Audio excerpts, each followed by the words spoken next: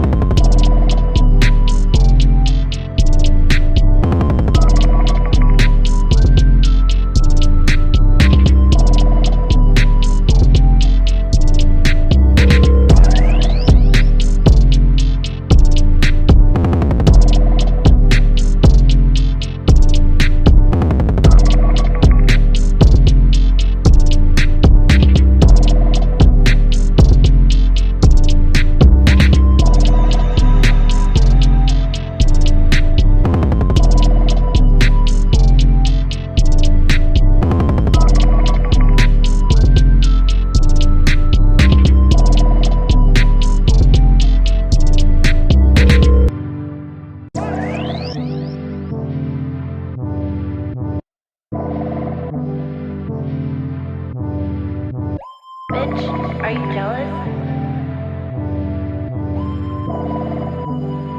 Oh shit, here we go again.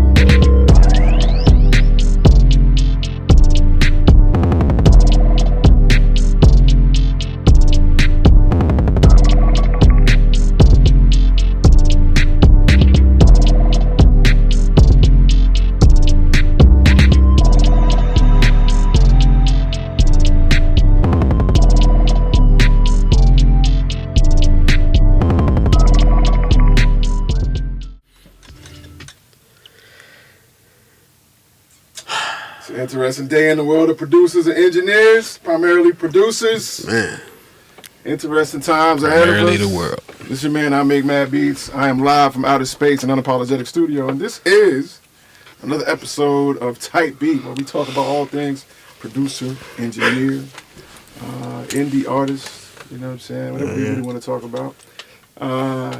So there's some interesting things happening in the world of being a producer.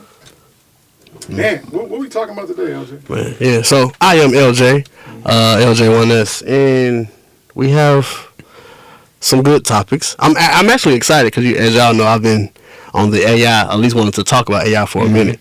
And Yeah, bro. niggas be like, Yeah, come on, bro. and then the week where it all blew up, you was gone. I know. I was like, come on.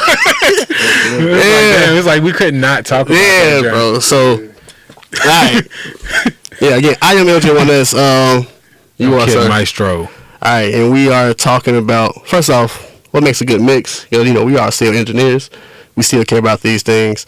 Well, oh, yeah. Yeah, what makes a good mix? Of course,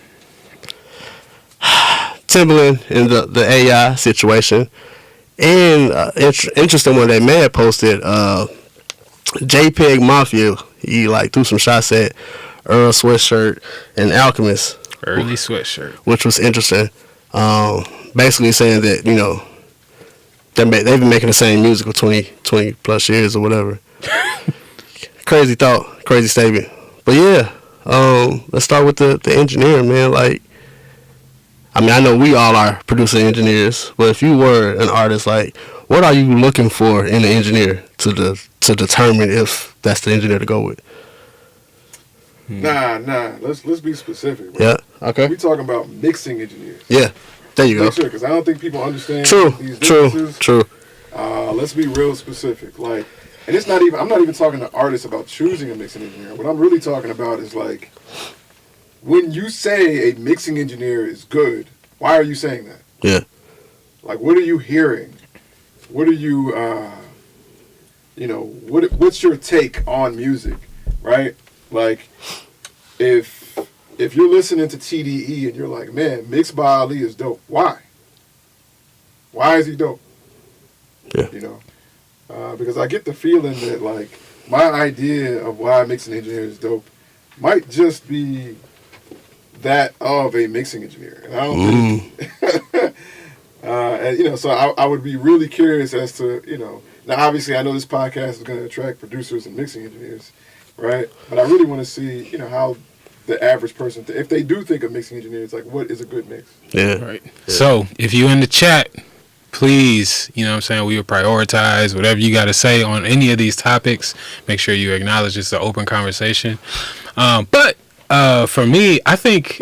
I do think it's a like kind of a two-tier joint. You know, there's like I have a perspective as a mix engineer, but I think the first and foremost thing that I feel like leads me down the road of saying somebody is a good mix engineer is the song itself. Like, is the song itself good? You know what I mean? Like, I think that's kind of like my first line of defense is, do I like the song? Right. Because if I like the song, then I'm now trying to learn more about it. Now I'm analyzing. Now I'm reverse engineering. You know what I'm saying? So, like, and honestly, like, when I think of things that are good mixes, like, it starts at like the artist level, and when I hear a song that sounds that I think is good, usually it's a song that feels really authentic to that artist, right? Okay. And so, like, the first thing that doesn't come to my mind is like, oh, this sounds good because a great engineer mixed it. Right. It's because, this is a great artist, right? And so their intention comes through in it. And so I think, to me, what makes a great mixing engineer is a person that can extract the artist's intention to make it feel really close to who that person is.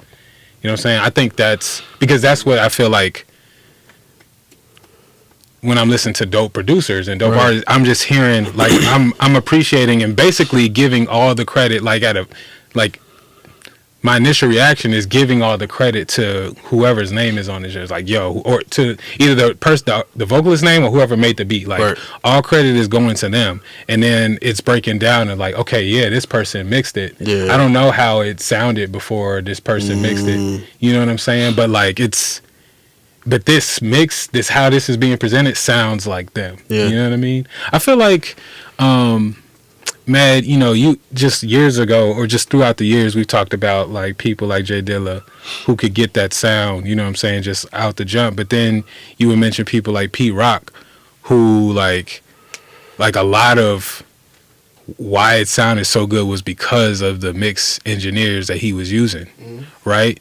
And I think it's that same thing. Like, I love Pete Rock's beats, and so I attribute all of it to Pete Rock.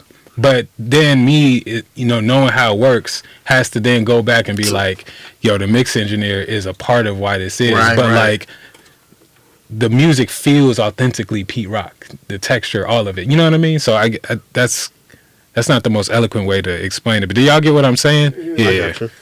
Yeah. I was talking with the homie Virgos yesterday, man, and I was just telling him a lot about essentially just that, like, I never really said to myself, yo, I want to be an engineer, like I went to Quad to shop beats, you know what I'm saying, and to learn how to make my beats better. But I was just telling him how much, like, I think one of the biggest differences between me and a lot of producers coming out of that era, and I think even still to this day, is that, like, I'm an underground dude. You know what I'm saying? Like, I was not trying to, like, so much when it comes to underground hip hop was like sound science. Yeah. Right? It was like, no, how do you make your breaks sound like this? Right? It wasn't about, like, we weren't getting sounds out of a Triton. You know what I'm saying? It was already, 24-bit, 96K or whatever. It wasn't 96. They wasn't rocking like that back then. But y'all get my point. Like, we had to make the things that knock. We had to make it knock. Right. And so that forced us to become really good at sound design. And this is how you get your ill minds, right? This is how you get your Jake ones. Ali, right? Yeah, absolutely. Is that this was an era where, if you came from that era, you had to also learn how to make your sound good. And so, I was just thinking about how that played a big role into, like, even though I didn't want to become an engineer, I would have to become an engineer. Yep. Right. You know what I'm saying? Just to answer the question directly, like, there are some things that, like, to me are telltales of, like, oh, okay, he's like a mid-level engineer or, like, below, right? Number one is, like, I think the number one thing is, like, an addiction to high-end information, right? The idea that, like, boosting the treble, and I just say treble for people, I would say, like, higher frequency range. Like, doing that is how you aim to make things clearer. Like, that is, like, the number one way to see, like, oh yeah, you're a beginner at this. I remember that era of me. Yeah. I would say number two is an addiction to the low end, right? So it's just learning, like, everything can't slam in the low, like your bass, your kick, everything. You can't, I can hear when you're afraid to cut low end. You know what I'm saying? I can hear when you're afraid to create space down there, when there's just too much going on, in the low end of your mix. I would say that would be number two. Number three is probably a mix between both of those worlds, but specifically when it comes to the vocals, right? Is when you don't realize, like, on most songs, not all of them, but on most songs with a vocalist, the vocal has to be the main thing, right? And I find it is mostly producer engineers that make that mistake.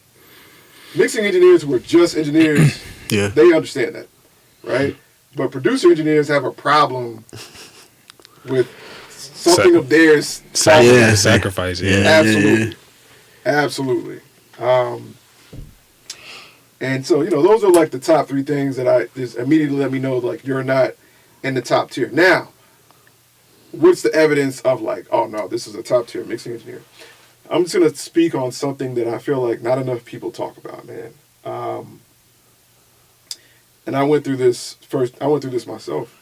When I first started interning at Quad, I thought that once you make it to be an engineer, that like there wasn't a problem you couldn't solve, right?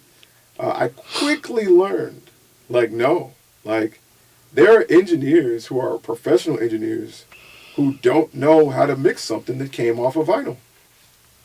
They don't know how to mix drum breaks, right? They know how to mix pristine, high quality sounds coming out of keyboard and digital, spaces.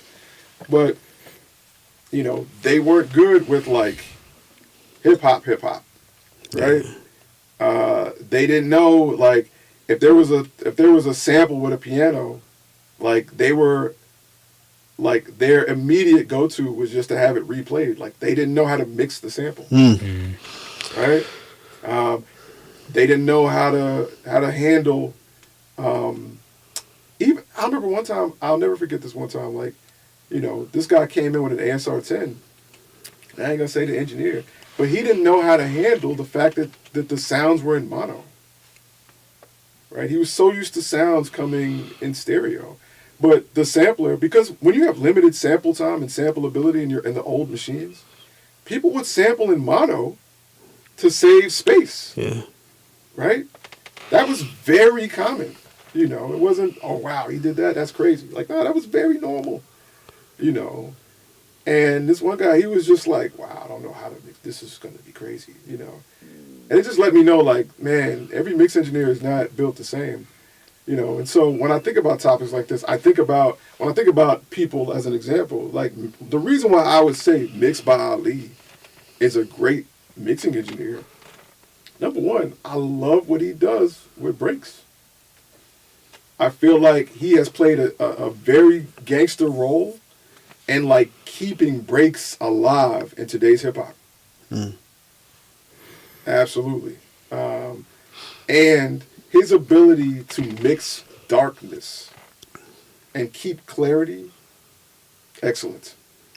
Excellent. And a lot of y'all out there, y'all are going to blame that. What's something I love to do is, yes, I have a whole bunch of analog equipment, man.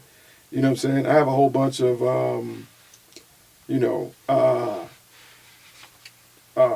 just tube devices and everything, bro. People hit me up all the time and be like, yeah, man, like, when I hear your mixes, they sound great. I can really hear, like, that you got all this tube, blah, blah, blah. I'd be like, bro, that's just straight Pro Tools. Bro, folks. I ain't even use that. Yeah, that's... What? Yeah, bro. Like, I ain't even turned that joint on. It was just looking pretty. That's just straight Pro Tools, man. And so you can tell, like, a great mixing engineer will not be limited by his equipment. Right. Yep. These are cool tools to have. They're fun. They get you to where you go, sometimes faster and a little bit funner, But, nah, I ain't never, like, not had one of these joints and thought I can't get a great mix. One of these days, man, you know what I'm going to do? One of these days, I want to actually compete against somebody on some mix-off vibes. Hey, yeah, we need to do that. I want to actually compete against somebody, but I want to specifically use only native Pro Tools plugins. Like, I only want to use no UAD, definitely no waves, none of my soft tube stuff, none of that. I just want to use Pro Tools default plugins and then beat you to death. You know what I'm saying? Beat you to death. Yeah, because I'm gonna stop my rant here because now we're about to go societally. But I feel like one of the most trending topics that people love to adapt and subscribe to in society is finding a way to be a victim. You know what I'm saying? Yeah. And why your mix isn't good? Because you don't have this. You don't have this plugin. You don't have this analog. You don't have, your room is not blah, blah, blah. Shut up, man. I had half of a stereo speaker that my dad gave me and I was making mix. Yo, my roughs sound better than your mix. You know what I'm saying? Like, it's just because I know how to record. And now you're going to blame, well, I don't have this. Shut up, man. Shut up. Shut up, bro. You know what you're doing or you don't know what you're doing. You can keep that victim stuff over there. That's the end of my rant, guys. Yeah. So, for me, like you started, it's definitely about how the the song sounds, but more so how the song makes me feel. Because when I first hear the song, I'm not even listening to like lyrics or anything. It's more so how does it make me feel listening back to it, and then I start analyzing it. One thing, like you talking about Mixed by Ali, for me, why I fucks with Mixed by Ali, like yes, everything sounds great, but I love how creative he is within his mixes. Like he was talking about sound design, like I'm a fan of how he utilized the stereo field. And, you know, it's just how things pop out or whatever, but it's never like too harsh or like too loud to where like it may be unexpected, but it doesn't throw you off and make you like, I can't listen to this one. Like it's the way he does it creatively, but again, still find ways to tame those frequencies to where it doesn't outshine, you know, the artist. He knows how to create moments. And his like, and a lot of the songs I like, even just not by just the top engineers in general, is how they utilize automation. Because I mean, as a producer, you learn how to, you know, make the song move. But like when you're not the producer, you're having to figure out how to do that, you know, through mixing and, you know, high pass, low pass, and all that type of stuff, all the tricks. Like those are things that stand out to me. That's like, okay, you're not just the basic mixing engineer on some like, okay, let me make this sound good. You can listen to it, stuff like that. Yeah, no, just being able to peer behind, you know, just being able to watch people in person and just peer behind the process. Like there again, I think the heart of it for me is just like when you can just hear intent, and I think that's just one of those things that separates like bad, good, and great music in general. Is how well like intention can come across, which is, you know, it's hard to describe, but you can feel it. Like you could just feel like, oh man, this feels like they meant, like this was what they were going for. You know what I'm saying? Even in accidental stuff, like there's so much intention that comes by, and I think that in a way it makes like the mixing part almost feel like transparent. You know what I'm saying? Because from the artist to the mix engineer, there's a clear understanding of the goal. There's a clear understanding of the emotional context, right? And so like everything cuts through. Nothing gets in the way. Because I've heard stuff that my first thought is like, yo, these sound great, but you know, but there is a disconnect in the music. You know what I'm saying? And in the emotion, right? Or in vice versa. Like, yo, this beat is crazy, but yeah, I would definitely switch up this mix. You know what I'm saying? Or you know, it gets in the way. But when there's like that smooth transparency, and I feel like great mixing engineers are able to interpret all of those intentions and feed into it rather than like fight against it. You know? So or just put like a sound on top of it. You know what I mean? Find that depth, finding like knowing how to create that depth. I remember before I used to ask Matt all the time a lot of his stuff that he was mixing like early on, because that was something that I struggled with. Like, bro, how does Matt has a way of like the vocalist making the vocals sit inside the beat without, you know, everything sounding like it's on top of it. It still has that space, but everything still knocks. And I remember like asking like, bro, how the hell are you doing this? Because I was struggling with that. So like being able to add that depth and have that depth without like sacrificing the vocalist, the artist itself, like to me, that shows a sign of like, oh no, you know what the fuck you're doing. Because that's not. It's not as simple as you're like, oh yeah, just sidechain this or just, you know. Now there's a balance, because man, I just did a mix that I felt like I did a remix to like a mix that I did. The remix is tainted right now. Man, what? Edit? You did an edit? No, it was like I remixed it was like a. I don't know how else you describe it, but like a for real redoing of a mix from years ago, and the thing. I was so happy because I had achieved. Yeah, we got a guest coming in. You know what I'm saying? We got somebody coming through. Man made an edit. Man, we gotta use different words. Right. You can't no longer say remix, bro. No more group chats. No more remixes. Yeah, we still got love in the group chat. You know what I'm saying? Check out Taja Tapes. I think that was volume 38. You know what I mean? Volume 38. Man, what? But man, I was so happy because the you know what I'm saying? What up, bro? You know what I'm saying?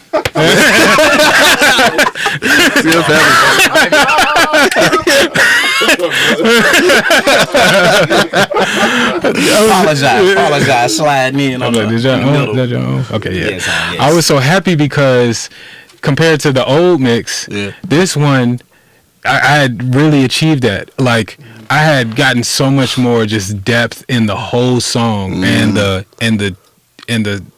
track just felt. I mean, the vocals just felt like a part of it. You know what I'm saying? Right. But wasn't being crowded by nothing. Yeah. You know what I'm saying? I really was able to like sacrifice. It was a moment of growth. You know, I'm moving on to the next song. Real quick, Unique said, Mad's mixing process is def something to learn from. Thank you. Bro, Indeed. I also just love interrupting Kid. Yeah, my bad. Move on to the next song, and bruh, I got same thing, bruh. It's a lot of depth, but it's like it was too much depth. Like it was like everything. Like the first original version of the mix was kind of flat, but it had like impact. You know what I mean? There was almost like a glue that held it together. What I did on the next one, it almost felt like I deconstructed everything too much. So everything was nice and like, you know what I'm saying, all of this, but like it was loose. You know what I'm saying? It didn't really have the joint. So it's definitely a skill, you know what I'm saying, to be able to have that impact and depth, you know what I'm saying, and with like all of that stuff. And extreme no Diddy on this whole joint. We talk about engineering, so you know what I mean? Like, Too wild. just let y'all know, you know what I'm saying. I think that's just kind of bro. So you just got here, but we're currently talking about like, how do you know a song, or what makes a song a great mix? Okay. So what stands out to you to be like, oh no, this engineer knows what he's doing or she's doing? Oh wow. Yeah, I was listening to your comment, and something you said resonated with me a lot. And I'm gonna be honest, man. I think I struggle with it still on certain songs, whether it be pop / rap, R&B / rap, or just rap or trap. Something you said that this man is great at, and it's like, man, how do you make them vocals sit so perfect? So I think that's one of the nuances that I still kind of find myself. Everything else is in the pocket, and I'm sitting there constantly listening. It's like, man, just walk away, go eat, go do something else, and come back with fresh ears. I need to holler at y'all. Well, I think I'm getting it, you know what I'm saying? I'm getting there, but I'm okay to say that, like, man, I need some help in that regard, because I'm recording my current project myself. And swinging it around the room now, hearing y'all talk about it, it's like, okay, this is a great time for me to come in and feel to learn. Yeah, man. And I think some of the Unique stated, like, on the front end, the source, like, tracking the vocals, getting the levels and stuff right, because we had, I was in here with Matt, he had a session with an artist in the violinist, her name is Zoe the violinist, in the band Saturday Sunset. And when I tell you, bro, like, just during the tracking, I'm back here like, how the fuck does this sound so, like, it sounded like you would have thought, like, of course we have the isolated booths and everything like that, but we know everything is still like in the pocket a certain way. But the way that he had everything lined up and just leveled, bro, the song was done. Like, I listened to it, and just as we were going through playback, and I'm like, you could put this out and it would be fine.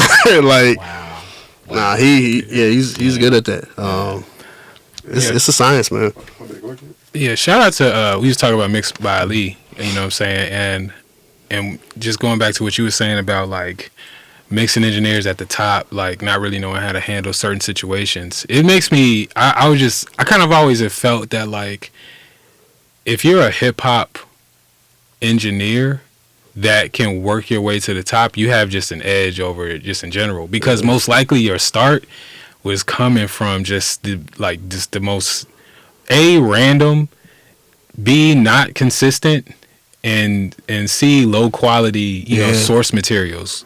You know what I'm saying? Like, you get some hard drums from this record, but then this sample from this other record is super dirty, and then the vocals was recorded on a regular, you know, smuggler mic, and, you know, the beat that you got from this producer was like already together, they didn't separate the drums, or it's too, like, all of this stuff that you have to learn how to deal with on the come up. I feel like if you're a mixing engineer that knows how to handle those things, just as everything improves, your recordings, like the sound selection, the quality of the producers you're working with, I feel like that translates to other genres a little bit more easily. Not that you don't have stuff to learn if you go to metal or something. It's a different approach to drums, but I just feel like the transition over outward is easier to handle than into hip hop from other places. Yeah, I this is no shade to my G's and other genres, or who handle just other kinds of music. But that's another thing that I learned at Quad, man. Like, in my opinion, like, I don't think there is, like, if you're a highly skilled hip hop producer, hip hop engineer, it's hard to rank another kind of engineer ahead of you. And here's why. Okay. Here's why. I feel like every other genre, like just to say an engineer who does country music, right? They've been recording, like, you can literally just be given, here, put the compressor here, put the mic here. You can just be given this because most of those songs are gonna be the same instruments. Now you might experiment with textures, you might experiment with, there's a lot of different ways to record and mix the same instruments, but you're starting with the foundation of the same instruments, right? Interesting.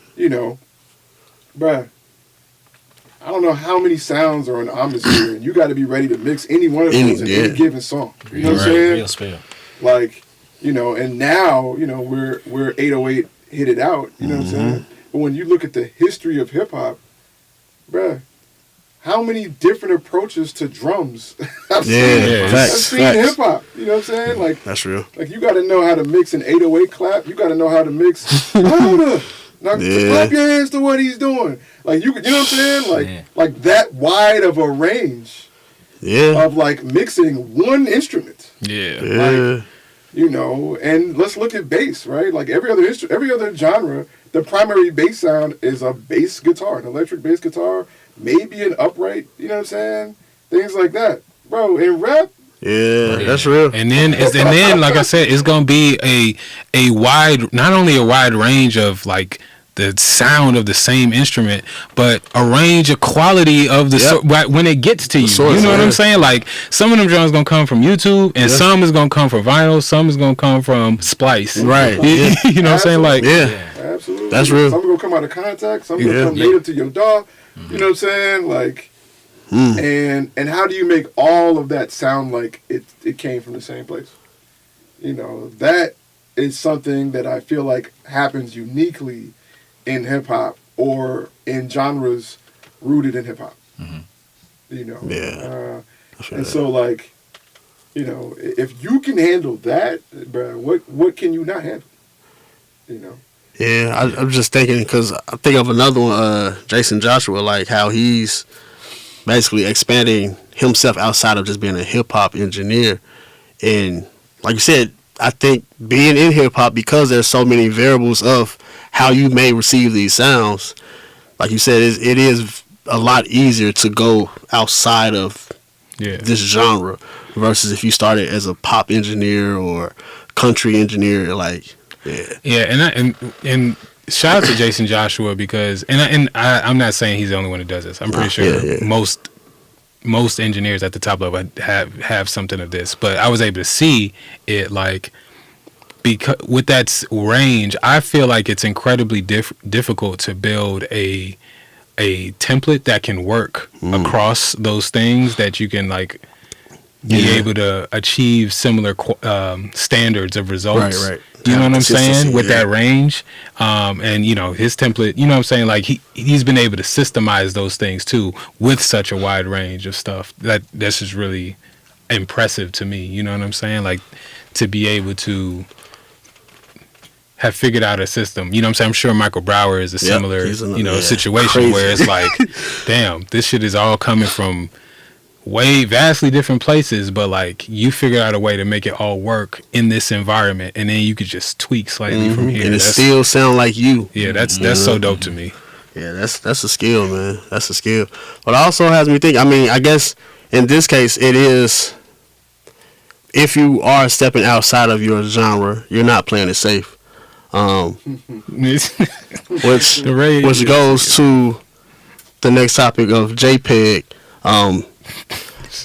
Shooting that, basically Alchemist and Earl Sweatshirt talking about they've been basically making the same song, same music for over 20 years. Yeah. Was there a way we could drop that in the chat so everybody can kind of see if we can find a link? You know what I'm saying? Right quick.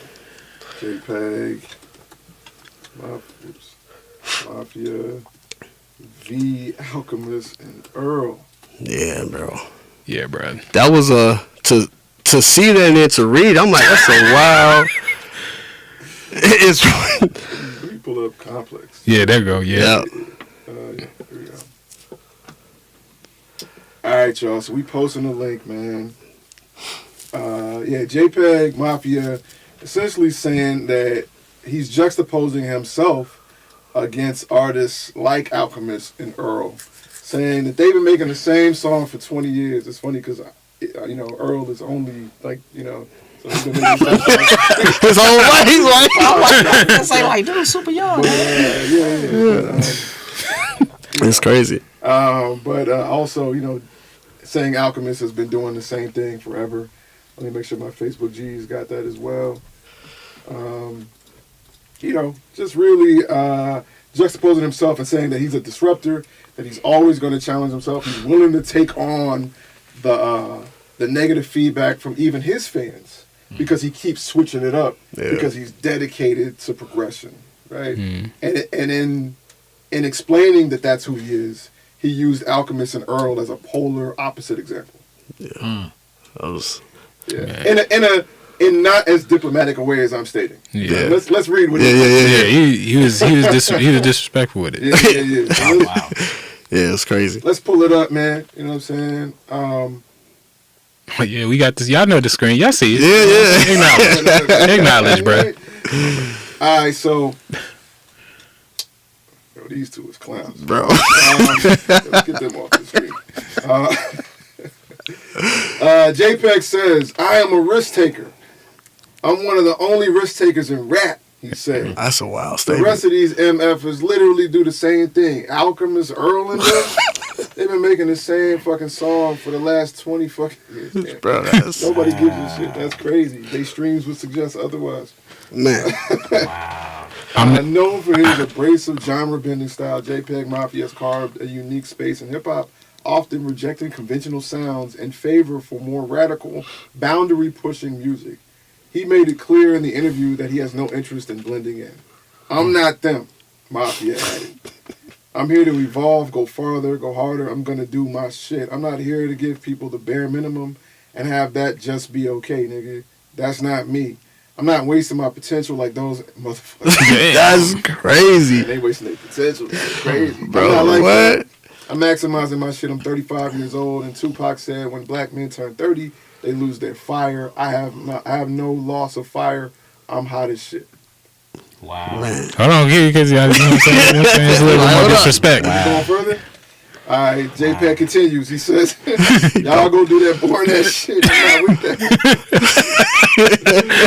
I'm here to take this shit forward, whether you like it or not.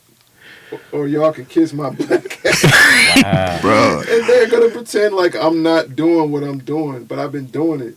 I've been doing it so well that people have to hate. They try to take the title from me. They just can't because it's me.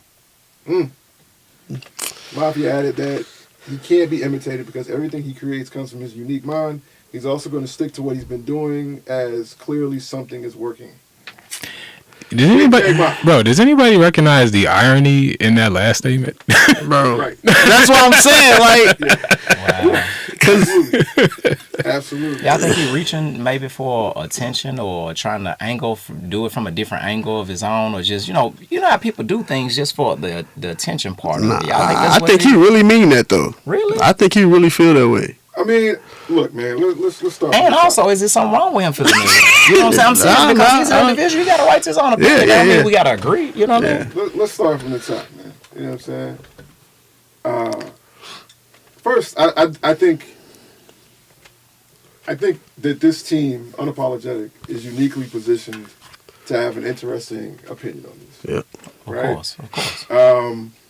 Because, in our ecosystem, that is exactly what we aim to do as well, right? So, let me be clear about something. Like, we are absolutely dedicated to pushing things forward in a risky and disruptive way, right? I'll tell y'all a little secret. Maybe like the first 5 or so years of Unapologetic, a part of our rules was to never perform in the same venue twice, to never look like we're repeating anything. We're always in progression mode, always moving forward, always trying new and daring things, right? Even changing spaces that aren't venues into venues just to show you how creative we are. Like, we were very intentional about that, about not having a blueprint, or not having obvious blueprints. Our blueprint was progression and innovation. It wasn't, sitting in something that we know works and just make it, people know what we're about to do. No, they don't. They never knew what we were about to do. And that was a big reason why people kept coming to our shows. Was because you knew coming to an Unapologetic show, you didn't know what was about to happen. Right? Okay. So, with that being said, there's a lot of Venn diagram identity empathy that I have for JPEG in this scenario. Right? Now, with that being said, and this is just me looking in myself to try to understand my brother JPEG Mafia in this scenario, right? With that being said, like, I don't think people truly understand how much criticism and hate you get when you're a disruptor, right? I could totally understand. Now, I have not been this way. I don't ever want to be this way. I dare you to go out and find evidence of me being this way, right? But I do understand him feeling like, yo, let me find an extreme way to explain the value in what I'm doing. Because of the criticism I may be getting, the disruption because when you're an innovator and a pioneer, man, a lot of times people don't recognize that until 10 years later. Yep. Yeah. You know what I'm saying? And, it's the Allen Iverson effect. You're going to get some people who admire you in that moment, but it's going to have a whole bunch of criticism, right? And it's going to have to be 2015 before you look back and be like, damn, AI wasn't just a crossover. Yeah. AI was a culture shift. You know what I'm saying? And I ain't talking about AI, artificial intelligence. I mean, that's You know what I'm saying? wow. And so I could totally understand how the frustration of being a pioneer the way he is might lead him to make such juxtaposing statements. Right? Now let me express more empathy, right? Or more understanding. With that being said, JPEG, you're not special unless there is someone doing the opposite of what you're doing. Yep. Yeah. Right? I'm just being honest. If everybody was as daring as I Make Mad Beats, Unapologetic would not be special. Yeah, it'd be the new norm. Right? Everything hard pan means nothing is hard pan. You know what I'm saying? There's got to be something right down the middle. Yep. Right? And if there's got to be something right down the middle, there are levels to that. Right? There can be a great right down the middle. There can be a trash right down the middle. Right? I think a big part of prioritizing being different and then hoping to be accepted is prioritizing people who may have found something that they love and them sticking with it. Like, all you really want is love for what you do, whether that be disruption or not. Yeah. You know what I'm saying? When I look at Alchemist, I look at him the same way I look at Madlib. Right? These dudes found something. Honestly, I envy them. I'll be honest, I'm much more like JPEG. Right? Meaning like, oh man, like if I use a beat with the same drums, like within a span of 5 beats, I feel like something's wrong with me. Yeah. You know what I'm saying? Like I gotta be going somewhere. But at the same time, I have such an appreciation for Madlib, for Alchemist. These guys who have found something and they just work that. Shit, ninth wonder. Decades, ninth wonder. Real spill. You know what I'm saying? Like, I love that. I love the discipline. I love the fact that they found a room and they can make that room seem like a world. Yeah, that's real. Right? And then I think a lot of people don't understand the discipline necessary to do that. Right? The discipline necessary, because you can be Madlib, and Madlib can hear some Monty Booker with all these crazy sounds and, you know, crazy drums, doing all this wild new progressive stuff. You know what I'm saying? Madlib be like, yo, Monty Booker's dope, and then go back home And still be mad. Yeah. and be like, yo, I'm looping this up. You know what I'm saying? In the 303 or whatever he's using now. You know what I'm saying? Like there is a certain level of confidence in sticking to you. Yeah. Sticking to the lane you've carved out. There's a certain level of confidence. There's a certain level of discipline, you know. And most importantly, this: if it's working, like if you're amassing fans and then getting more fans, because that's the thing, bro. Like Alchemist has had, you know, We Gonna Make It. Alchemist has had hits at the top of the Billboard charts on mainstream pop radio, right? And Alchemist got more fans now than he did then. I'm sure he's making more money now than he was making then. You know? And I admire that. I admire producers' ability to find what works for them and stick with it. I don't think everybody is supposed to be this daring, jump off a cliff ass, you know, pioneer. Like, we need those people. And we need people at home doing what you know. Look, man, shout out to all the cool places that I lived. Also, shout out to Toby Lane. You know what I'm saying? Shout out to my grandma's house, the place I could always depend on to be there and be a safe spot. Yeah. Right? And I think in a lot of ways, that's your DJ premieres. That's your, you know, that's your, you know, Alchemist. That's your Madlib. But then you got other people, right? Then you got other people who do something like those guys, but they've moved, right? So like, there's eras of Jay Dilla. Right? Let's talk about it. The first era of Jay Dilla sounded mostly like Fantastic. A whole bunch of neo soul ass chords, bubbly bass lines, blah blah blah blah. You know what I'm saying? But Dilla traveled in his career. Yeah. Right? Dilla traveled in his career to house, to rock sound and stuff, to soul chops, right? When you say something sound like a Dilla beat, there's a few different ways that can show up. Yeah. Right? Right. When we say RZA, we might think 36 Chambers, but if you really listen to RZA catalog, RZA traveled. Yeah. Right? You know, and I feel like there are some people who are supposed to be here. They're supposed to stay here. And then there's some people whose career is going to be traveling, right? You know, I think the greatest example of this isn't even production. I think it's rappers. And it's just because they were partners. Big Boy and Dre. Cool. We loved that Big Boy stayed. And we loved that Dre traveled. Nice. Yeah. Nice. Yeah. You know what I'm saying? Like, should they be at odds? Should they be hating on each other? Should Dre be like, yo, Big Boy, what you doing, bro? Like, this ain't it. Right. No. Right. So, you know, that's why I stand on this. Like, okay, have Earl and Alchemist lived in the same kind of room for a long time? Yes, but I don't think there's absolutely anything wrong with that. Nah. At all. In fact, I think that's great. I think that's great for them. The same way I think JPEG doing all the stuff he's doing is great for him. Yeah. Man.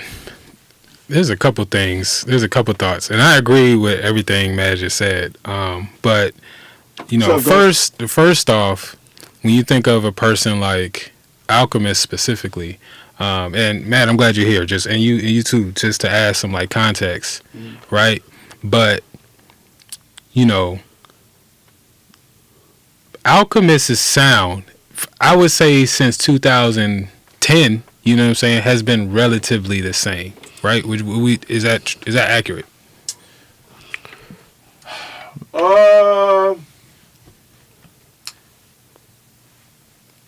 I think yeah. I think in that era, I think post 2000 and maybe 11, 12. Yeah, right around that era, I think he began to land the plane in the world, in the like, I am an independent hip hop producer. Yeah. Okay. I think before then he was like actively trying to get commercial charts. Yeah. Yeah. So for the last, you know what I'm saying, 10 to 12 years, he's held that sound down, right? Been consistent. Everything you just said, Matt, in that lane.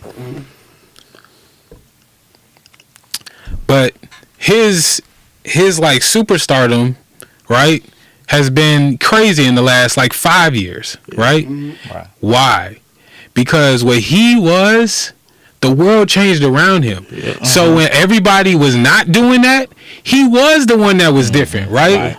It was just a matter of time where the world had to, you know what I'm saying? And so then he became the polar opposite option of whatever was popular in hip hop at the time, right? Which is why he was able to pick it up. Like everybody was on the left, you know what I'm saying? So he was on the right, you know what I'm saying? He'd been on the right the whole time, but the world changes, bruh. So like innovation, being daring, being bold, according to your taste and what you like it's only just a matter of time. It's timing, right? Yeah. JPEG is who he is because of what the world is, right? Because the landscape of music. Right. Alchemist is who he is because of the landscape of music. And everybody I feel like everybody we feel like has reached the top of hip hop in the conversation of the top has had that moment. Wherever they were who they was because in some way they juxtaposed the landscape, right, and provided a new, bold, daring, and alternative option, right? And so I feel like in the global scheme of things, like it's a little disingenuous to just so like starkly point to yourself as an innovator against somebody who provided an option that didn't exist. You know what I'm saying? In the landscape of music for a long time. You know what I'm saying? Like that's one thing. And then just in general, like now this, I think this more so goes to Earl, but in hip hop, I believe this for everybody. But on some black man type shit, like, bro, I really do have an issue with just like the whole concept of like, why does somebody else not being important make you important? Like, why does somebody have to go down for you to go up?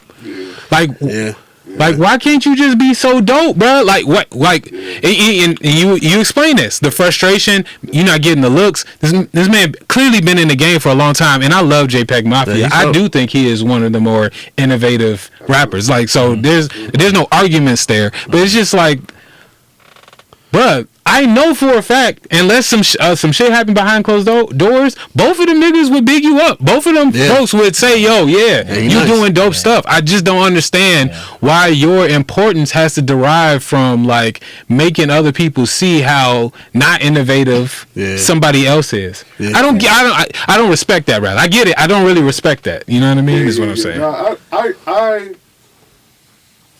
I'm gonna remain. I don't know why he had to tear him down like that. I feel that. I feel that 1,000%, and that's why I said like, that's not my move. You know what I'm saying? Like I feel like we deal with that in Memphis. You know what I'm saying? Like I feel like we deal with that in Memphis. Meaning like, you know, as soon as we say like, as soon as we do our music, as soon as I talk, right? Yeah. As soon as I can't tell you how many people think I have a problem or thought that I have a problem with trap music or Memphis native music, right? Just because my music is different. People usually only think in or. Like there's no way you can respect a Samsung phone just because you got an iPhone. You know what I'm saying? Right. Like people usually think in or, and that's something I had to learn, right? Yeah. Is that like Nah, I was just here the other day talking to Lace. Lace's dad is 8-Ball. 8-Ball, yeah. You know, and I was telling him, I'm like, yo, you know, you growing up in Orange Mound, we looking up to 8-Ball and MJG. You know what I'm saying? Like, but the thing that made me weird was that I was listening to 8-Ball and MJG and A Tribe Called Quest. Just having both of those people was like, yeah, people couldn't digest that. Yeah. You know? So I do think that there is a social and cultural thing that creates value in ore. Absolutely. Right? And so this is why I say, like, I'm with you, kid. Like, I don't think that you have to do that. Like, you know what I'm saying? Like, this is why I make sure to say all the time, like, now, I grew up listening to the same thing y'all grew up listening to. I just listened to this other stuff too. Right. You know what I'm saying? Yeah. Like, Yeah. that was it, you know. But I think it's hard for me to really judge them or to say something like I respect or don't respect it because of,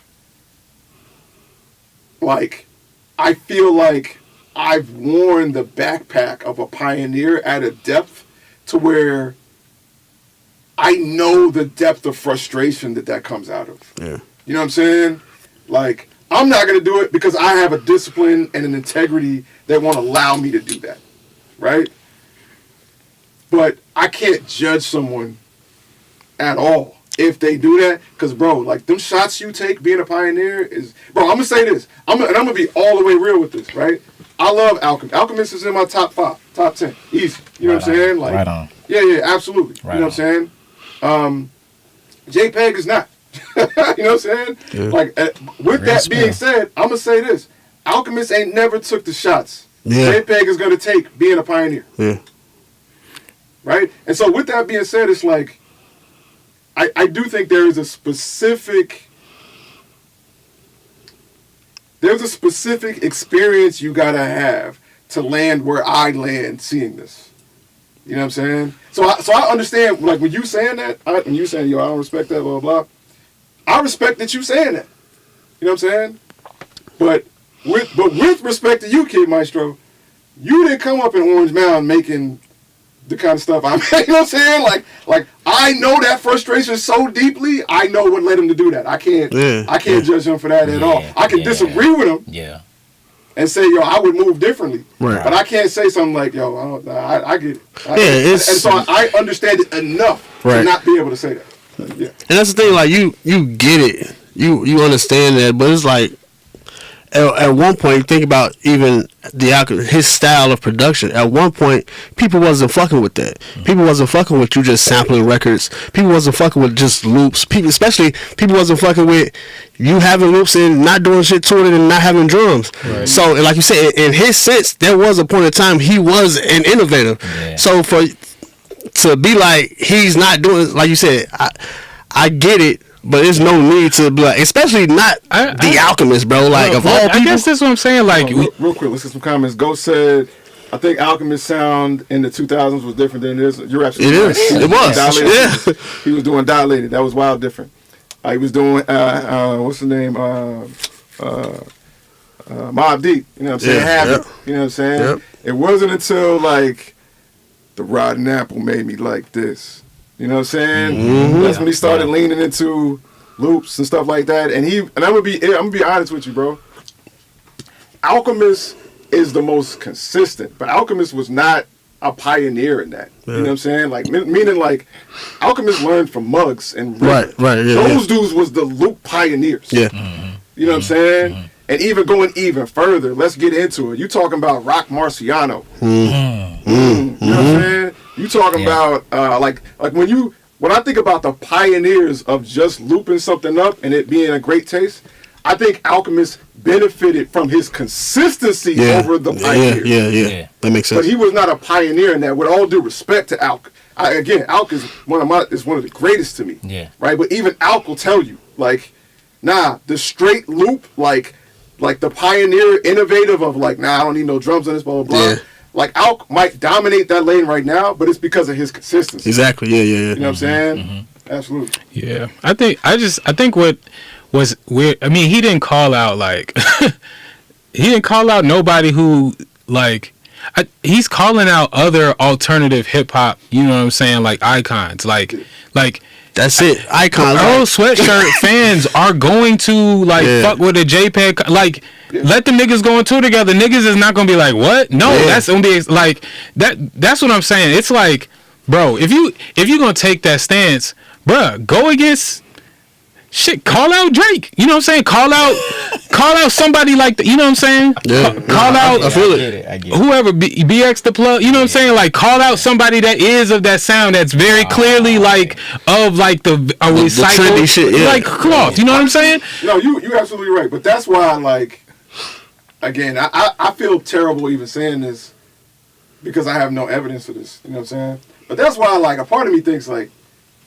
They ran into each other at a show, and there was something. So it got because that's too specific, bro. That's what made me ask the question. Like, wait a minute, where's this coming from? It sounds like too it's some energy specific. coming from. It's Yeah. like he done met to agreements with somebody. He didn't contacted with them, or like you said, been in contact, and some guy said, and it was like, oh, okay, I got you. My next interview, that big one, I'm saying this. Bro, probably so it's sent something else. Earl some beats, and Earl wasn't fucking with it. That's what I'm saying.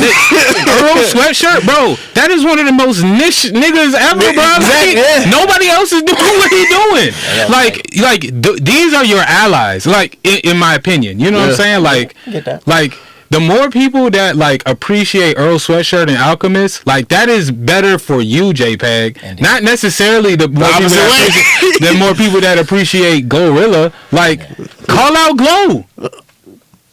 Literally recycling the same song from the past 20 years. Like, you know, like I said, bro, I'm saying, like you said, we listen to both.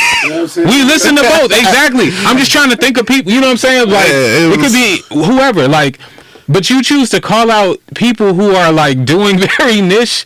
I just don't understand. That's what I'm saying. It's like, bro, if you're going to wave a flag. Yeah. That's coming from somewhere though. That's Choose the opponent who's waving the flag. You know what I'm saying? Like, no, for real. Because you put Alchemist with a different artist, his approach is different. It's like people leave out the fact that the artist he is bringing. Alchemist is one of those people who is taking people who are traditionally doing a thing and bringing them over into this he's getting people out of their comfort zone, which is what you're championing. Like, it just seems like you said, it's either something personal or there's just like a level of, I don't know. There's something about it that I'm having a trouble articulating that feels inauthentic, you know what I'm saying, or not thought through. There's something there that just don't really feel like we don't have the whole picture, you know what I mean? maybe a part of entertainment. Maybe a part of entertainment to, you know, get that audience to, you know what I'm saying? This is the, and you know, and bro, anybody that knows me, like, real quick, man, go say, nah, don't call out Glow, man, big man. yeah, that's my bad. My bad. Wrong person, man. You know what I'm saying? Whoever, Lotto, call out Lotto. You know what I'm saying? Like, call out, you know what I'm saying? Or There's several people, like, there's several people who have been doing the same songs, you know what I'm saying? And you call out the people who are on your side of the fence. I just don't get that. And so, yeah. Yo, Ghost, where you at, bro? You supposed to be here. Right. I thought you was coming through to talk about something, you know what I mean? Wayne, right? Y'all hit there. Yeah, we not going to talk about that today. We're not going to talk about it today. Cool. Nah, but we do have something very important to talk about today as we close out the last 30 minutes of this podcast. Yeah, man. I listen too. I listen heavy. Yeah, but going off of what you basically being inauthentic and stuff like that, we're talking about, man. I feel you. All right. The Timbo. I've been wanting to talk about the AI just for a minute, but I never thought we would be talking about it from this direction. With Timbaland being kind of under, being shot at on some. Man, this whole thing. This whole thing is just. This whole thing is such a cluster ball, bro. Like, all right. So first of all, no, because this is part of because we got to respond to that, but like, we still got to address like. There was a whole 4-hour stream that happened. Like, the whole context of this is a lot. And so I think a good foundation for me personally is that, like, I do not think that especially because I've just heard some people who are at the top of their game. Shout out to DJ Spell. I don't know if y'all up on him, but bro, his beats is crazy. He be like, what was that? DJ Spell. Spell. Okay. Crazy. You know what I'm saying? Like, I've seen some posts from him. I've seen some of like just the most creative and top level, top executing producers and beatsmiths flip AI into some completely original and dope stuff, and it was inspiring as hell. You know what I'm saying? Now there's a whole conversation about the source of the AI, is the model's ethical. All of those things I think are important and deserve a conversation, but I just need to establish that baseline, right? And so Timbaland, right, because that is my particular bias right now, Timbaland, in his particular perspective on it, I think I mostly agree with. Right? I mostly agree with the idea of just as a base level, use it as a tool, right? And be creative with it. Yeah. And if you're not creative, your stuff is going to suck anyway, and you had no shot. You know what I'm saying? You had no shot at success. Okay. Now, you listen to him talk about all this stuff. We listen to people explain like, yo, but there's the ethics of it. And you're like, yo, you're right. Let's address those. And then, he talks about, there was somebody that came on here, was real passionate and was like, bro, have you ever used our music to train your AI? And so what he says is no. But the way he says it, bro, right? Yeah, exactly. Why in the hell would I do that when I have hard drives on hard drives of music, and y'all shit ain't even on my level? I'm Timbo the Kid. Yeah, bro. That's not something I would ever argue with him about, because everything I've heard from him, most of the things I've heard from him rather, are fucking high level. He is a legend, right? But he overstated that and said, no, I only upload my music to this junk. Now, this video of him uploading other people's music is pretty old. And, granted, I think his defense is, this was a demo or whatever. But his stance was an edit. His stance was so fucking hard and and kind of like disrespectful. Bro, if you're going to talk that shit, no, you got to back it up. And so I feel like everything he says now has just gone completely the other way, right? Yeah. Most people talking about this right now, this is sensationalized, right? So there's a whole lot of people who have never done no research, who like, I believe this about politics, about a lot of things, who are just only concerned about looking like they're on the right side of history, right? That's it. And so niggas ain't even thought about this shit, and now it's like, yo, AI is taking our job. This is like, you ain't even thought about it. You ain't even working on your own music. But twice a year, you know what I'm saying? These are the people who be the last. That's real. Got that kind of time to be in the comments. That's real. Not getting no work. Like, that's real. That's real. Kids on this shit today. Are you ready? and so like, but. Bruh, like a person who's actually working, now you are not credible, right? And so now the sensationalist, everybody who's being sensationalized, it's even worse, bruh. If you wasn't an advocate for something you believe in, it's worse, bruh, because you wasn't transparent and you was overly arrogant with your words. Like this is, and that's the other side, bro. I don't care if you want to talk your shit, but you have to be. You have to have integrity, bro. Yeah, no, all that's the way through. Like that's got to be who you are. And if there's an inkling, you know what I'm saying? Like, it's basically above reproach, and that's the burden of leadership, right? Yeah. You just have to like really curate how you exist, and everybody's human. And I have empathy, and like nobody's perfect, but when you like, you can't shit on people. He was bold. He was bold the way you know he what I'm saying, like. And now everything you say, all the progress if any progress was made in that 4-hour live, right? All you made in that live last night is so undermined that it's honestly just disappointing. Like, bro, it's just disappointing, bro. Roll the clip. It's disappointing, bro. And now, like, people are coming up, like, trashing you. You know what I'm saying? Like, that's terrible to hear, bro. Yeah. It's terrible. And it's because of his own actions. Or I was going to say something earlier. It's just like, yo, it's terrible, like, hearing, people trash Kanye West. Of course, he's doing it to himself, but that's disappointing because you know for a fact what he's contributed, what he's capable of, right? And the level in which he thinks on, you know what I'm saying, creatively, right? Timbaland is the same way for me personally. For me, yeah. Timbaland is my first favorite producer. You know what I'm saying? Like, when I started paying attention, it was that guy. You know what I'm saying? And so, like, again, it's just, I keep seeing these things where it's like, bruh, like, I don't know. Bro. I ain't gonna lie, it was heartbreaking, and to man. me, this is a lesson past the shit. Like a little humility goes a long way, in my opinion, bro. Like, yeah, and I think that's what it was. More opportunities to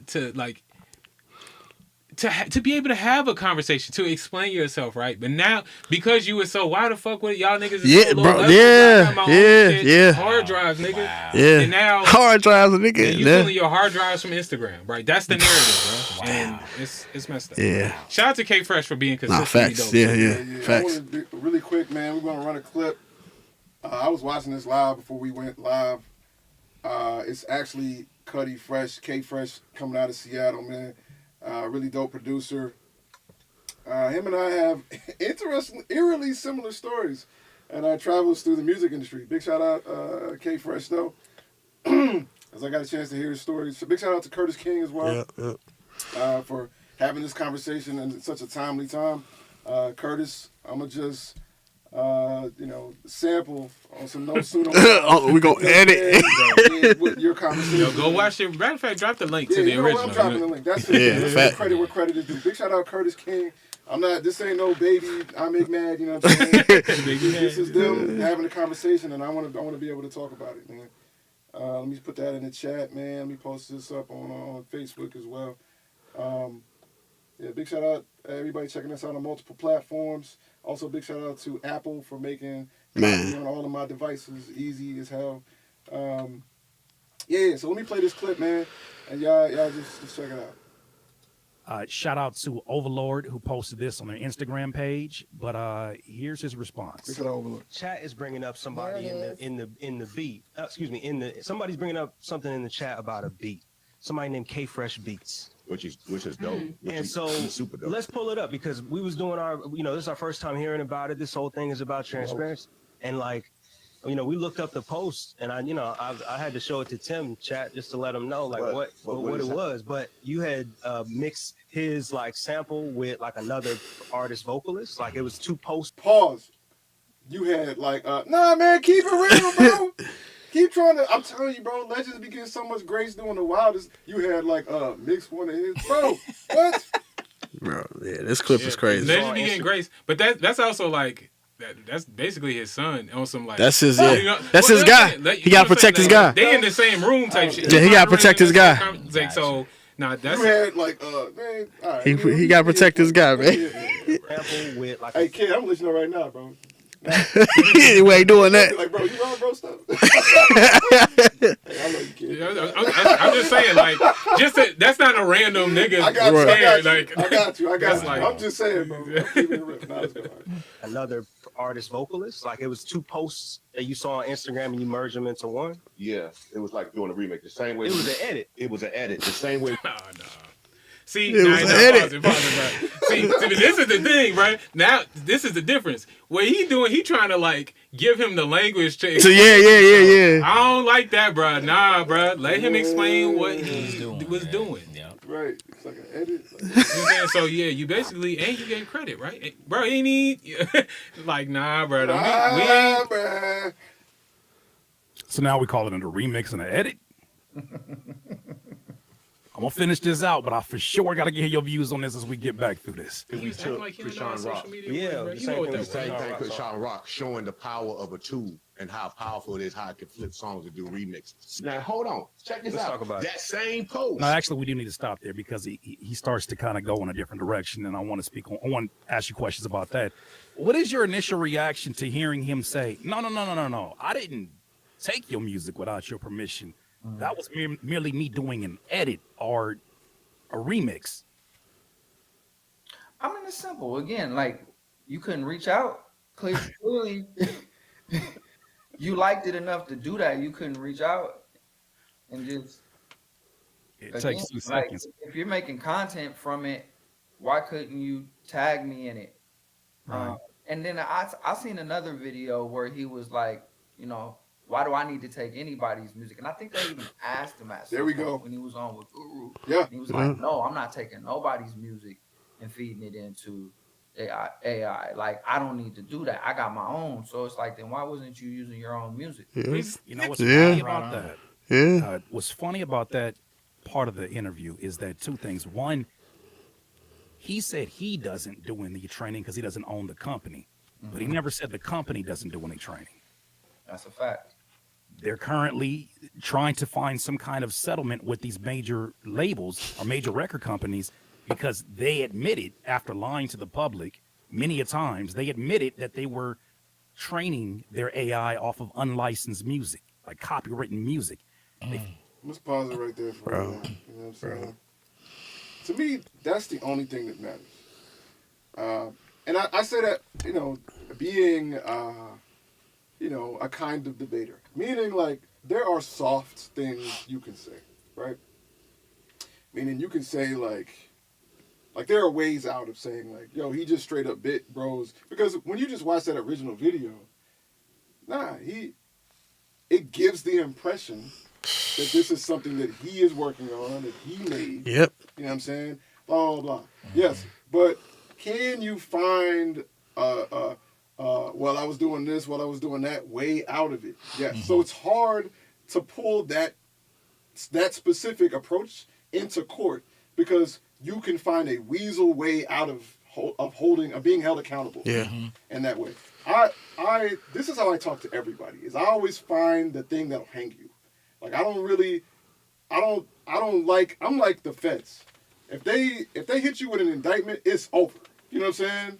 I don't like setting you up to be able to find a way out of something. To me, the only thing like that matters in this scenario that truly allows us to believe in his maliciousness in this is the fact that he overtly, clearly said, right, he is not using anyone else's music. Right on. Yep. Right? And that was a very clear example of using someone else's music. At that point, all of your Legos collapse, my G. Exactly. Your whole, everything collapses. Like, now we have all the reason we need to no longer give you any benefit of a doubt that was left. People like me already weren't giving you, I'm going to be straight up. People like me already weren't giving you the benefit of the doubt. I'm going to be 1,000 with you. Timbaland was never in my top producers, ever. I got to concur with that. I'm not saying it because Mad's saying it, but I truly feel like that. I think he's great, but nah. I always say, like, yo, that's y'all king. Yeah. He was never in my top producers. I'm not saying bro ain't got no skill. Right. I'm just saying the allegations of whether or not it's been him, it's been 2 decades of that. Yeah. Right? We're not talking about Jay Dilla. We're not talking about Just Blaze. We're not talking about X, Y, and Z. You know what I'm saying? We're not talking about people where we know it was them. Yeah, that's right. Right? Yeah. So, like, people have been giving this man some people have been giving him the benefit of the doubt as long as adults have been living. That's y'all king. I value me knowing exactly what I'm doing in the process so much, right? It's like, imagine it being like this, right? Like, I'm not a rapper, but if I was a rapper, I'm the rapper that values you wrote the rap. Yeah, yeah. Because of how much I do this. My name is I Make Mad Beats, fam. You know what I'm saying? Like, I really do this, and I really do this from the bottom up, to finding sounds, to polishing it, like in every level. I really do this. So I wasn't hating on Tim all this time. You know what I'm saying? I wasn't saying Tim was trash. Yeah, that was a crazy, unique. I wasn't saying, not at all. But I'm not out here giving Tim the props y'all was giving him, because in my mind, I'm like, I don't know if he's really doing this.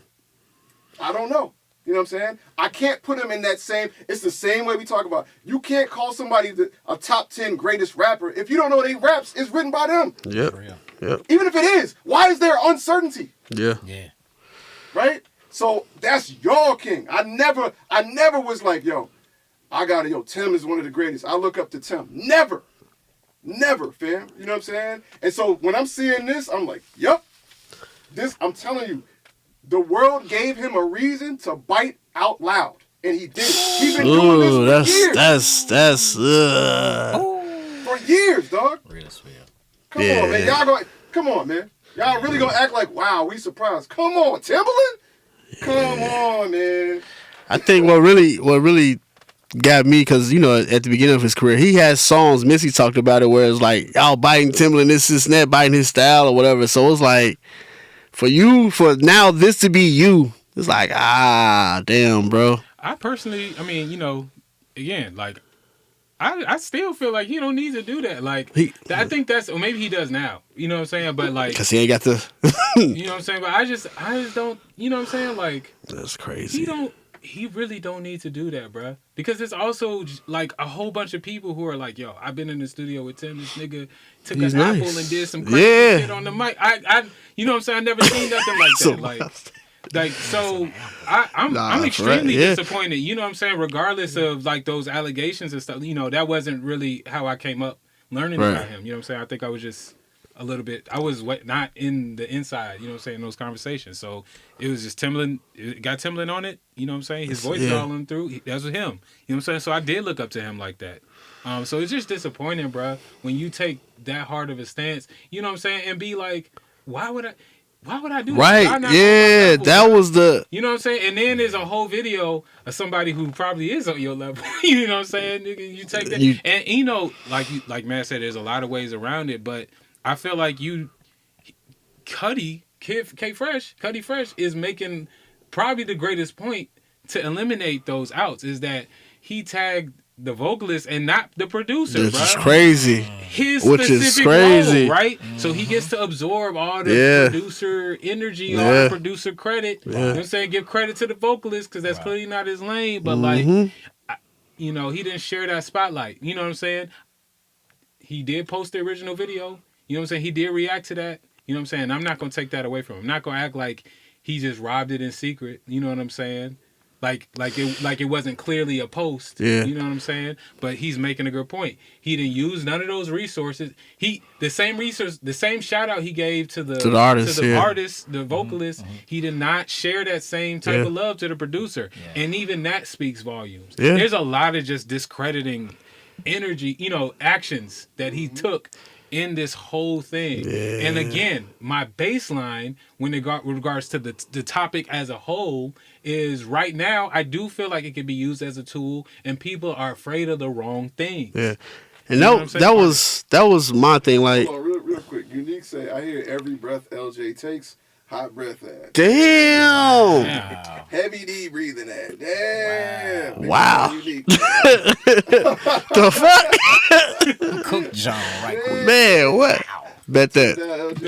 Bet that. All right. That was crazy. Man, what? Damn, bro. That's what I said. Man, I was trying to. She just. Bet no. Nothing else though, y'all, man. Nobody should be ashamed of giving credit where it's due, man. Yeah, if you know you didn't do it, or your credit process didn't create it, and somebody else came with you or behind you or heard after you and say, "Hey, man, you could change this to do that," or "Hey, this is a good idea." What's wrong with giving credit where it come from? Bruh. It ain't hurt nobody to say, "Hey, bruh did that." There's nothing wrong. Exactly. Now, but let's say, bro, so, but you know, hey, I think everything Matt said is a good point though. Like, you know, there's a history of a couple decades of this kind of energy. But let's just say that didn't exist, right? Let's say that, let's take that out of the equation, right? And so let's take out, and then let's change. I'm just changing the scenario. Let's say that history don't exist, right? And let's say Timbaland didn't say everybody that be submitting music to his platform was beneath him, right? Okay, this scenario still looks bad, right? Yeah. Right? But if Timbaland just had a little bit better character in the way he presents himself and the way he talks to people, if he were to apologize, that would go way further than it ever can right now. You see what I'm saying? Yeah. Now it's a wrap. You know what I'm saying? It's a wrap. Like now. If he was like, "Yo, I misspoke, my bad." Now it's a wrap. That's what I'm saying. Like, if you have integrity, you can say, "Okay, when he asked this question, this is not what I was thinking about." Yes, at this point, bruh, like you can be like, transparency still works when you fuck up, right? It does. You gotta own it. It does, but not when you stacking arrogance and all this stuff on top of it. So when you get caught out, you don't have that kind of leverage. You don't have that sort of grace. Like you know what I'm saying? Like, man, I think that's something that you have to build over a long time. But that takes years. But that's the thing, though. That type of character building. Right? There's no grace for him because he's been in this game for a while. So these are things, like you said, we know, hearing the history, hearing all the situations where people like, did he produce that? But like, you've been doing this. Again, you are Timbaland. As he states, he doesn't need or whatever. Like, so you know what this looks like already. So to double down and say that shit, then to feel like if it wasn't for him, there would be nothing happening in the independent world. And I'm like, bro. Man, to say you better than everybody that hasn't risen to your level, man, that's kind of harsh, dude, because you don't know where somebody going. But not just that, to say you're better, then get caught using people who could have submitted music to you to train your AI, like, is. I think, I think that there is I think we can sit here and villainize Tim all day, right? And honestly, I feel like we should, but you know what I'm saying? but I do think that there's a grander idea in play here, right? Unique said people love to take credit for others, or not even include them. They like to call themselves the original while replicating others' trash. You know, I think, and this is something that happens at every level, right? So yes, it happens at the top. You have people like Tim. You know, I've been saying this for years. Like, let's be clear. Once you hit some level of superstardom or stardom in general, like, there is an unusual pressure that you have never experienced in the middle or at the bottom to be consistent and keep being innovative, right? And so what do those people do is they go and sample the people at the bottom. The underground, yeah. Right? I think that happens so much. And what happens is usually the famous person, you know, he's famous, he or she is famous, and so it just looks like you hating, right? It looks like you know, blah, blah, blah.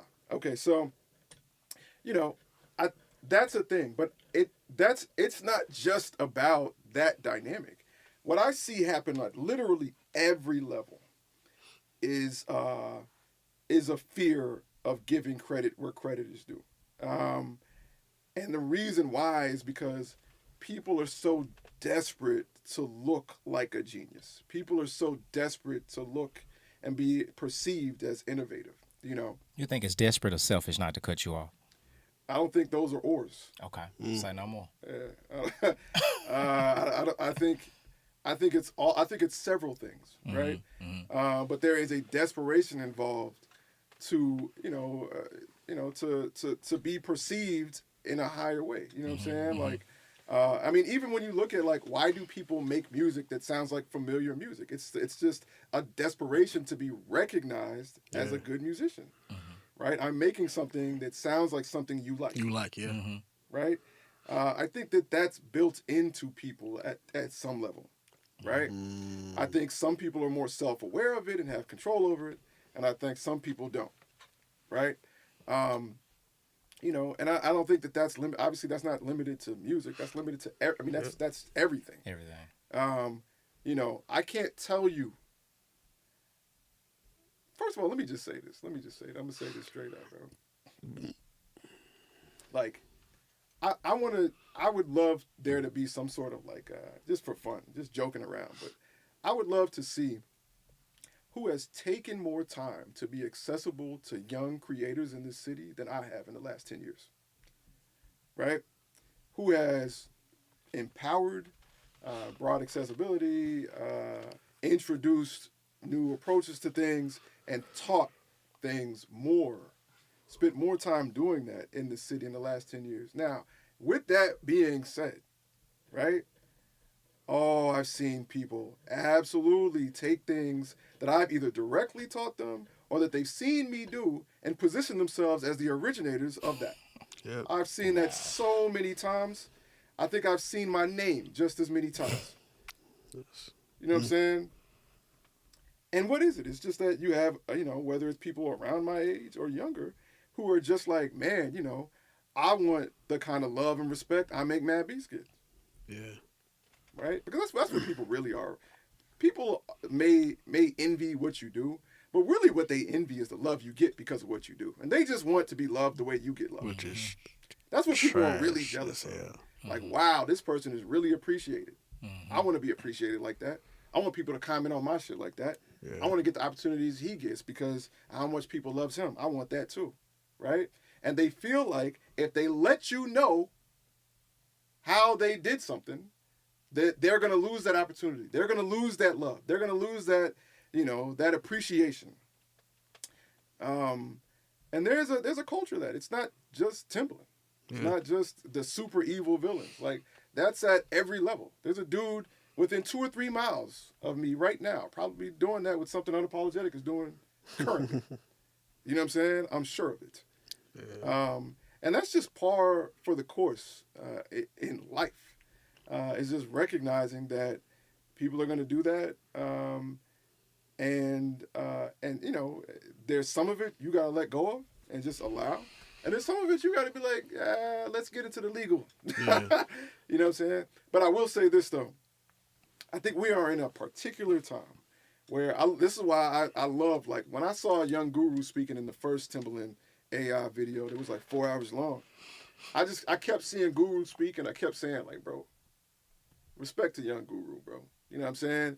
Because I think what's most important, specifically in the world of AI, is not trying to act like, okay, let's get rid of AI, or let's shut down this, let's shut down that.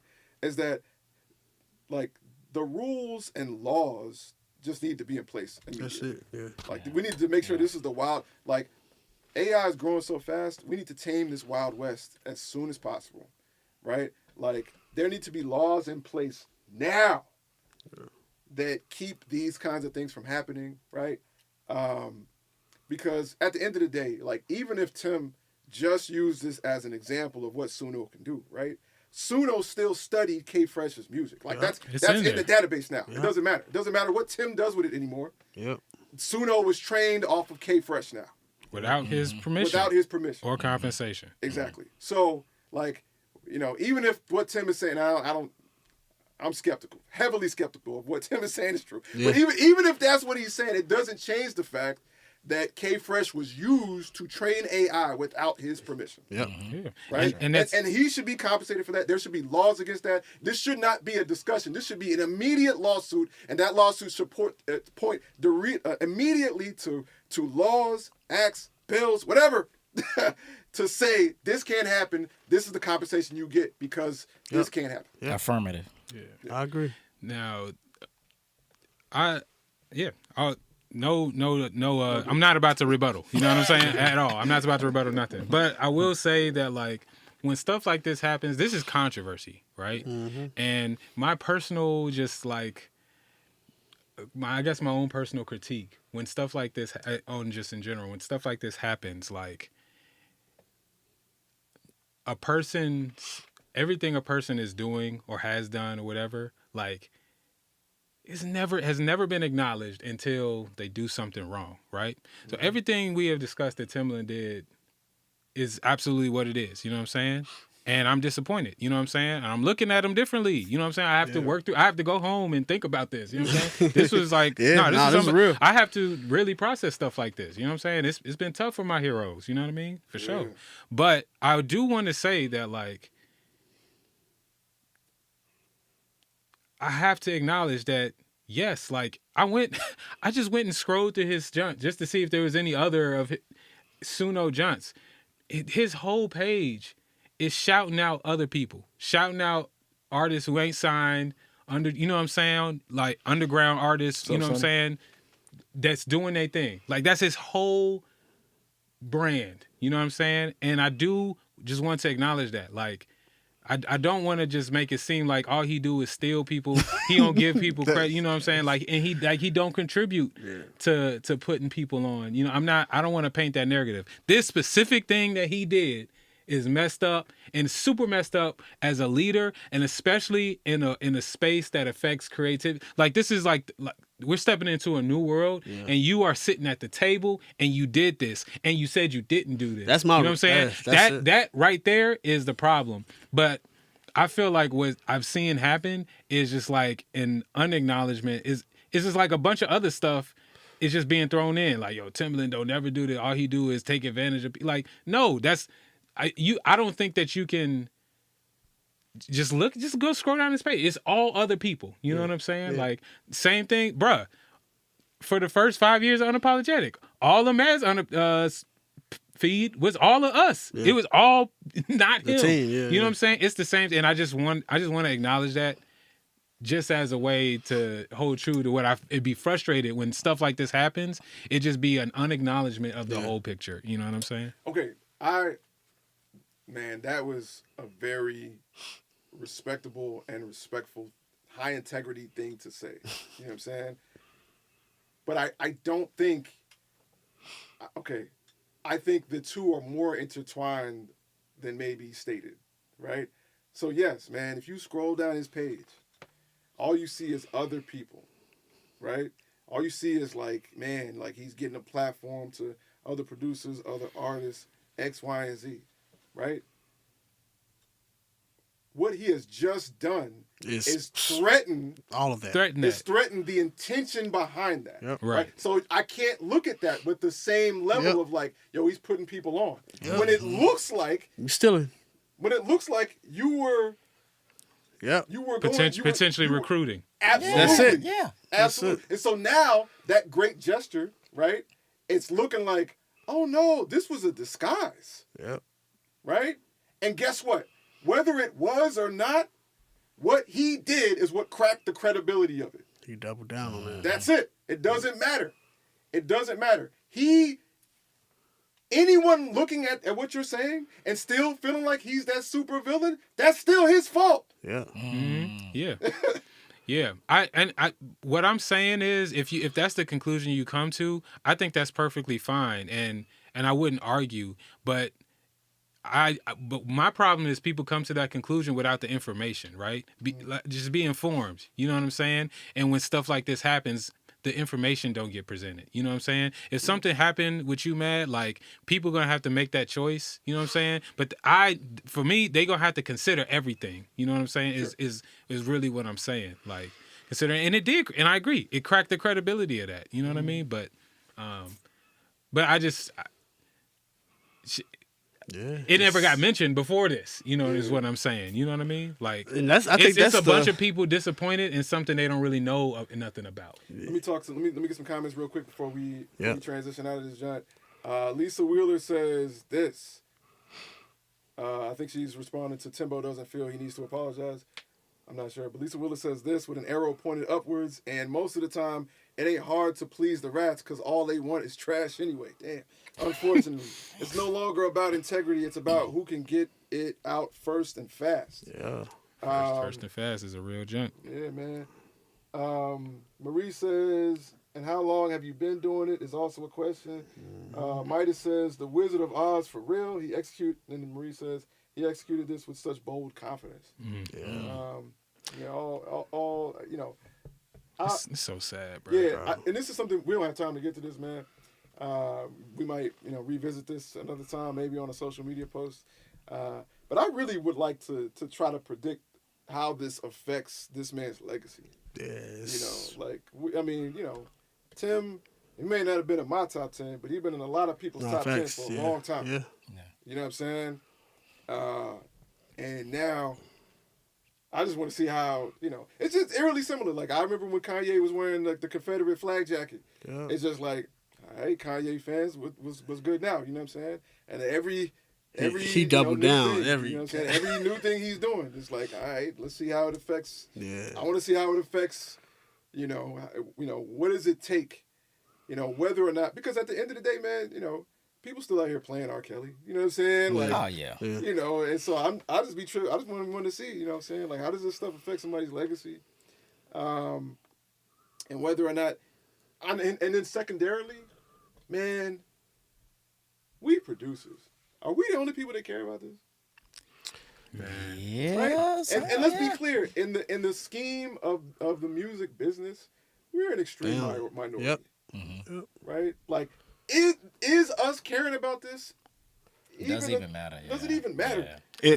I feel like it only matters if enough of us speak up about it. Like Guru was saying, like, you ain't got to be a slave to this shit. Like, we can fight.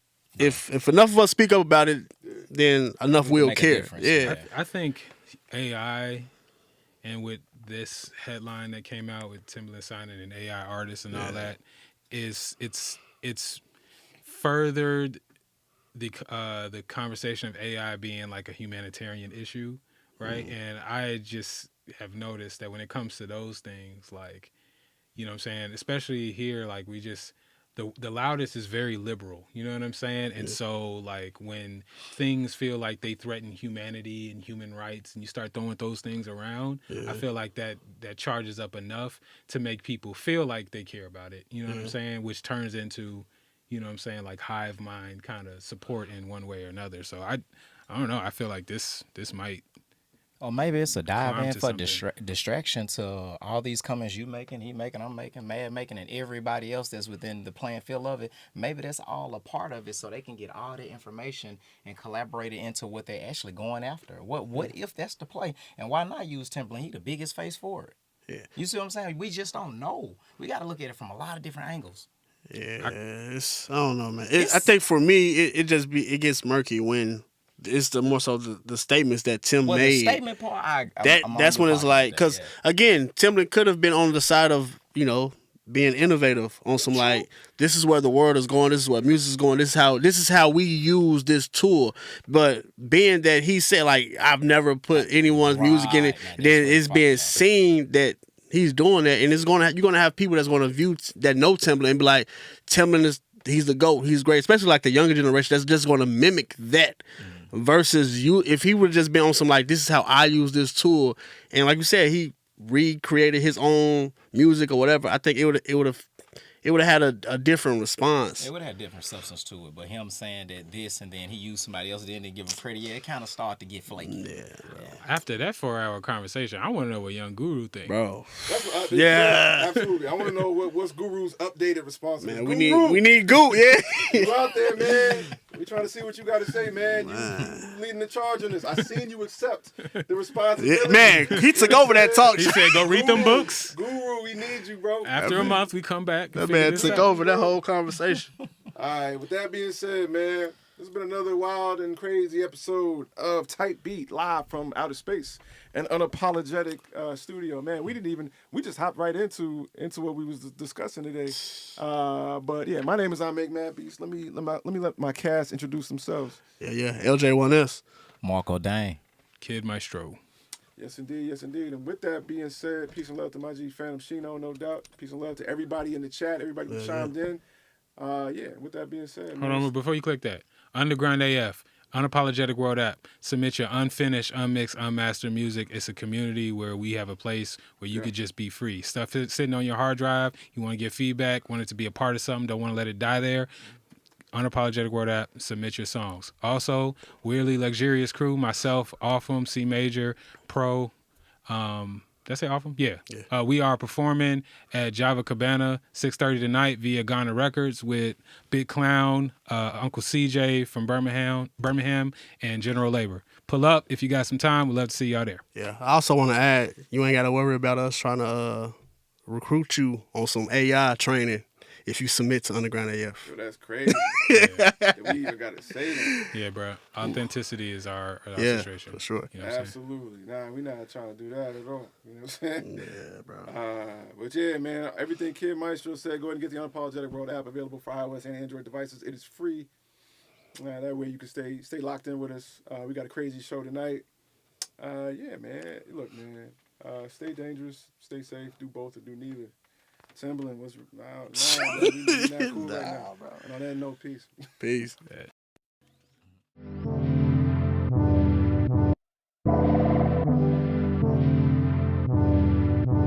Bitch, are you jealous?